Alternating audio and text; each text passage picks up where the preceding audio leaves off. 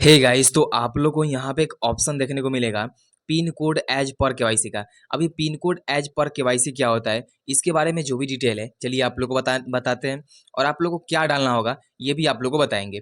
जैसा कि मान लीजिए अगर आप क्या करते हैं कहीं पर भी केवाईसी करना चाहते हैं या केवाईसी कर रहे होंगे तो जो भी केवाईसी डिटेल होता है या केवाईसी आपको करना है, जैसे मान लीजिए आधार कार्ड का केवाईसी करना है, पैन कार्ड का करना है या बैंक अकाउंट का करना है, जहाँ का भी केवाईसी आपको करना होता है। अब आपको क्या है कि आपका जो भी पिन कोड है उसको यहाँ पे बताना पड़ता है। अब बोल रहा है कि पिन कोड एज पर केवाईसी का। अब जैसे मान लीजिए पहले से अगर आपने केवाईसी किया होगा, जो भी आपने पिन कोड ऐड किया होगा, मतलब कि पिन कोड वहाँ पे डाला होगा तो वो पिन कोड यहाँ पे शो करेगा।